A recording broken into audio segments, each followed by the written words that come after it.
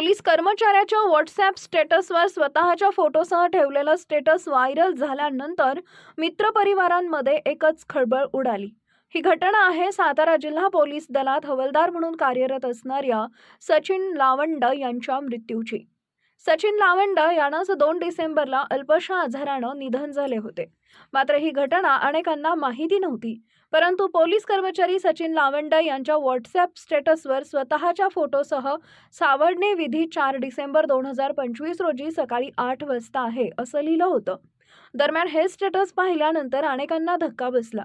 हे status viral झाल्यानंतर सहकार्यांनी चौकशी केली असता लावंड यांच्या निधनाची बातमी खरी असल्याचं समजलं। मात्र लावंड यांनीच मृत्यूपूर्वी स्टेटस ठेवल्याची चर्चा वाऱ्यासारखी पसरली होती।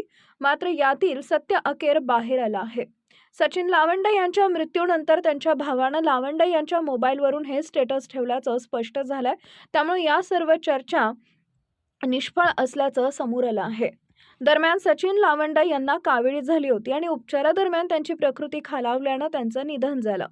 सचिन लावंड हे सातारा पोलीस मुख्यालयातून काही दिवसांपूर्वीच पुसेगाव पोलीस ठाण्यात बदली होऊन आले होते। आज नवीन ठिकाणी रुजू होऊन अवघ्या 4 दिवसातच ते आजारी रजेवर गेले होते। रजेवर असतानाच त्यांना कावीळ झाल्याचं निदान समोर आलं। कावीळ संपूर्ण शरीरात पसरल्यानं त्यांची प्रकृती अधिकच गंभीर झाली होती आणि उपचारादरम्यान त्यांची प्राणज्योत मालवली। सचिन लावंड यांच्या निधनानं पोलीस दलात हळहळ व्यक्त होती आहे। विशेषतः त्यांनी आपल्या व्हॉट्सॲप स्टेटसवर ठेवलेलं स्टेटस अनेकांसाठी धक्कादायक ठरलं।